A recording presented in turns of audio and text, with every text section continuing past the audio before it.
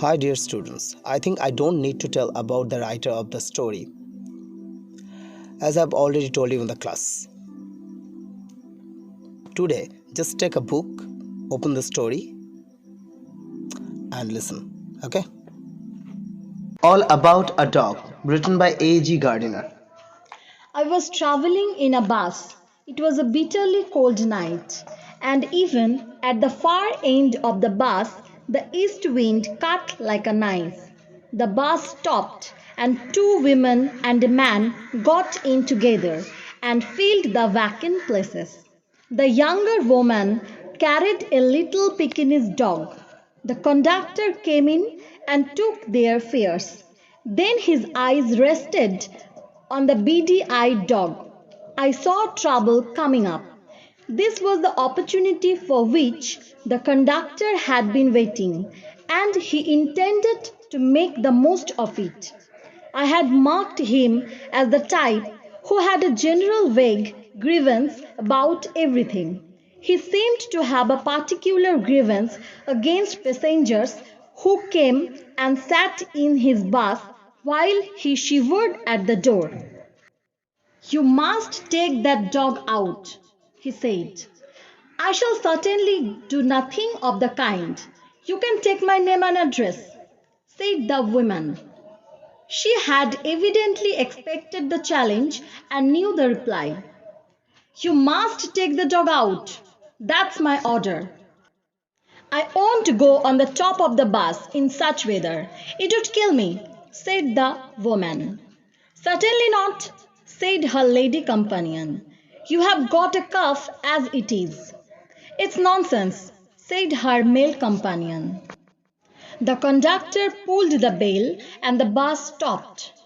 "This bus doesn't go until that dog is brought out." He stepped on to the pavement and waited. It was his moment of triumph. He had the law on his side. Everybody in the bus was on the side of the lady and her dog. They talked in raised voices. "Shameful! Call the police! Let's all report him! Let's make him give us our fares back!" "Yes, that's it! Let's make him give us our fares back!" The little animal sat blinking at the dim lights, unconscious of the trouble he had caused. The conductor came to the door. Some passengers demanded, "Give us our fares back. You have engaged to carry us. You can't leave us here all night." "No fares back," said the conductor. Two or three passengers got out and disappeared into the night. The conductor turned on the pavement, went to the driver to have a talk with him. Another bus, the last on the road, went by. It seemed indifferent to the shouts of the passengers to stop. A policeman strolled up and looked in at the door. The passengers burst out with indignant protests and appeals.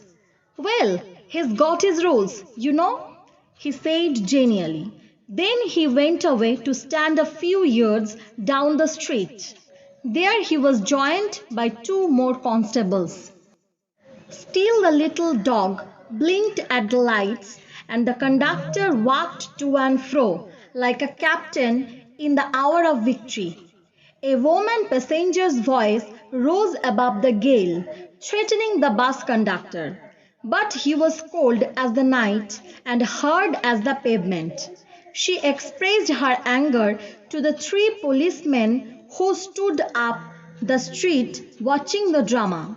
Then she came back, called her companion, and vanished. The bus was empty. "I will go to the top," said the young lady with the dog. At last.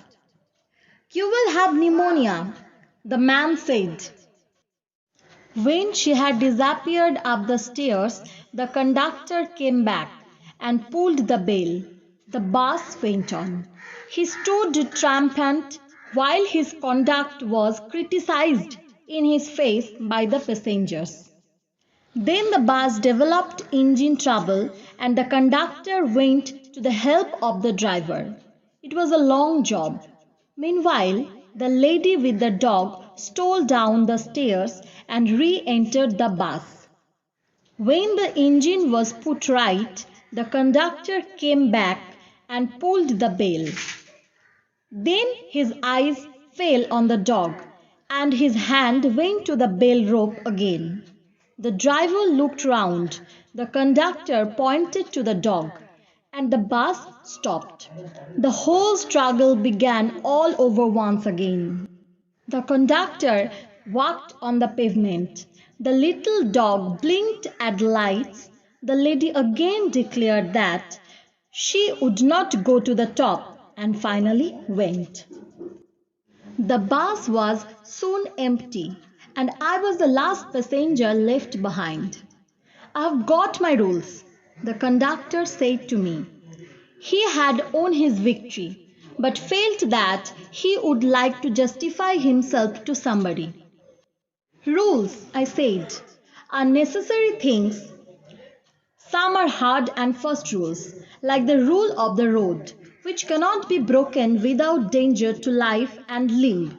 But some are only rules for your guidance, like that rule about the dogs. You can use your common sense here.